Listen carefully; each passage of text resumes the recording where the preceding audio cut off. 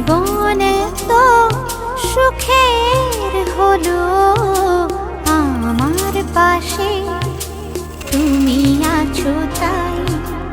এক জীবনে এর চেয়ে বেশি আমার যে আর চাওয়ার কিছু নাই। তোমার আমার ভালোবাসা শেষ হওয়ার নয়, শুধু তোমায় কাছে চাই যে হৃদয়। ওগো তোমায় নিয়ে আমি পাড়ি দিয়ে যেতে চাই সুখেরই দেশে হারিয়ে। ওগো তোমায় নিয়ে আমি পাড়ি দিয়ে যেতে চাই সুখের দেশে হারিয়ে।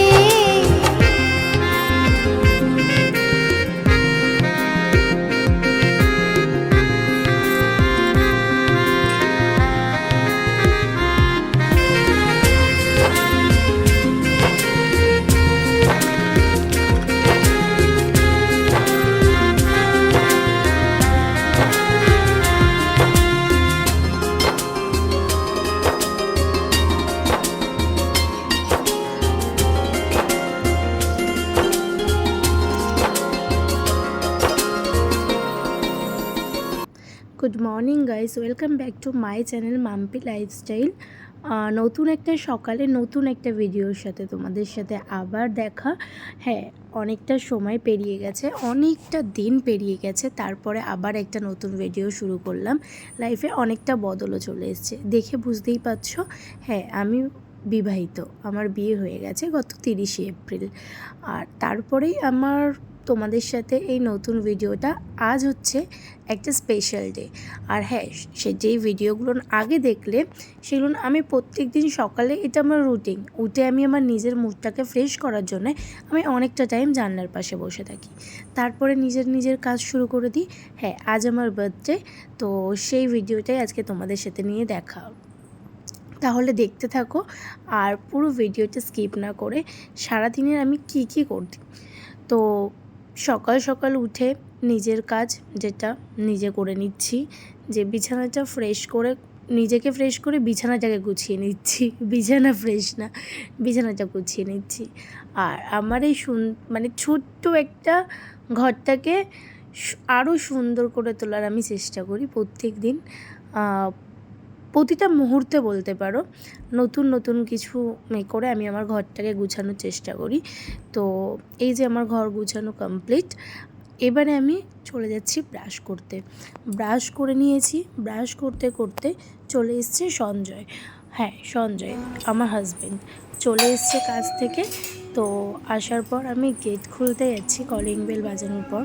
আর প্রত্যেক দিন এসে এরকম তো গেট তালা দেওয়া থাকে, ও প্রত্যেক দিন এখানে হাতটা দিয়ে রাখে যাতে আমি ওকে দেখতে না পাই কে এসছে। আর আমি একটু ভয় পাই, যেহেতু নতুন জায়গা, নতুন মানুষ, নতুন সব কিছু, তো এর জন্যে এসছে বিয়ের আগে, বাট তবুও তো এরকমভাবে থাকা হয়নি কখনো না। তো বাজার হাট নিয়ে চলে এসছে। তো তারপরে প্রত্যেক দিনের আমার ডিউটি যেটা, ও আসার সঙ্গে সঙ্গে ওকে একটু গ্লুকন্ডি করে দিই।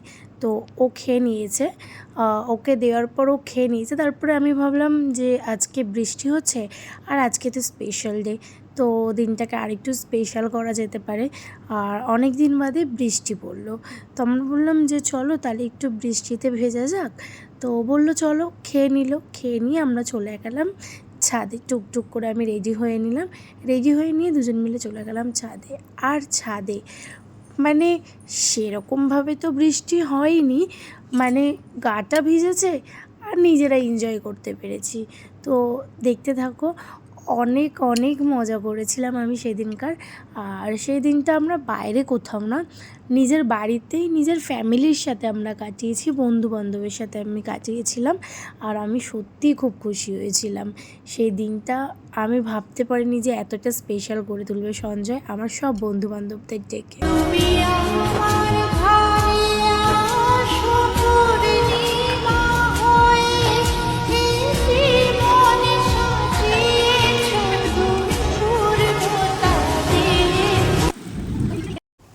ছাদ দিয়ে নেমে ফ্রেশ হয়ে নিলাম, ফ্রেশ হয়ে নিয়ে চলে গেলাম পুজো দিতে। হ্যাঁ, পুজো দিয়ে নিলাম। পুজো দেওয়ার পর দেখছি অনেকটা বৃষ্টি হচ্ছিল অনেকটা টাইম ধরে। তারপরে খাওয়া দাওয়া করে, সেই ভিডিওটা আর করা হয়নি, খাওয়া দাওয়া করে শুয়ে পড়েছিলাম। ঘুম থেকে উঠে দেখি মারা চলে এসছে, মা বৌদি সবাই। আর এসে মানে দুটো বাচ্চা আমাদের বাড়িতে যে আমাকে ডিস্টার্ব করতো, তারা এই বাড়িতে ডিস্টার্ব করতে চলে এসেছে।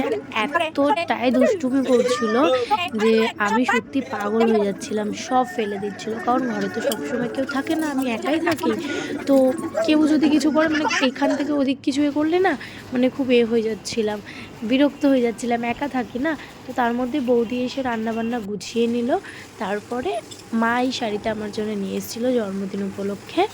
তো এই শাড়িটা আমি রেডি হব বলে সব গুছিয়ে রাখছিলাম। তারপরে চলে গেলাম রেডি হতে। রেডি হয়ে কি বলবো, মানে নিজেকে যে কীভাবে রেডি করব বুঝতে পারছিলাম না। তবুও রেডি হয়ে গেলাম। রেডি হয়ে যাওয়ার পর দেখো, ওই আমার ভাইজি খুব সাজতে ভালোবাসে, কিন্তু সেই দিনকে আমি ওকে একটুও সাজিয়ে দিইনি। আমি নিজে একা একা সেজেছিলাম বলতে আমি সেরকম খুব একটা সাজি না, নর্মালি জাস্ট লিপস্টিক পরি ব্যাস, আর মাথাটা আঁচড়াই, আর কিছু আমার সাজার মধ্যে কিছু নেই। আমি না মুখে কোনো ক্রিম মাখি, না কোনো ফাউন্ডেশন। আমি কি হয় ফাউন্ডেশন প্রাইমার আমি কিছুই জানি না। তো বাদ দাও ওইসব কথা অনেক বললেই মানে শেষ হবে না, তো অন্য একদিন শেয়ার করব। তো তারপর সবাই মিলে চলে আসলো কেক নিয়ে। তো আমি এই যে কেক কাটিং করছি, আমি খুব খুশি হয়েছিলাম, মানে নিজের জন্মদিন নিজেই হ্যাপি বার্থডে বলছিলাম। সবাই তো বলছিল, তার সাথে আমিও বলছিলাম। আমার শাশুড়ি মা ছিলেন, আমার বন্ধুবান্ধব সবাই ছিলেন, মা, দাদা, বৌদি সবাই ছিলেন। তারপরে বার্থডে সেলিব্রেশন করে আমি খেতে চলে গেলাম।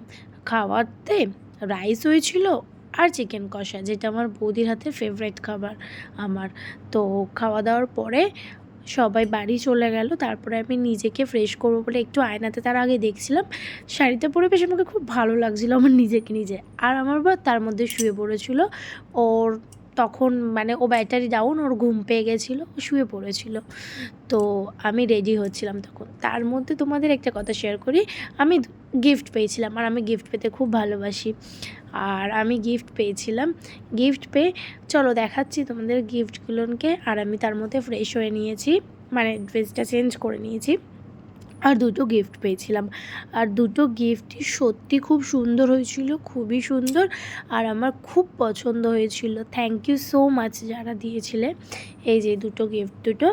তো চলো নেক্সট ভিডিও আবার দেখা হবে, নেক্সট ব্লগে। অবশ্যই like, comment, share and subscribe করতে ভুলবে না অবশ্যই। Thank you so much.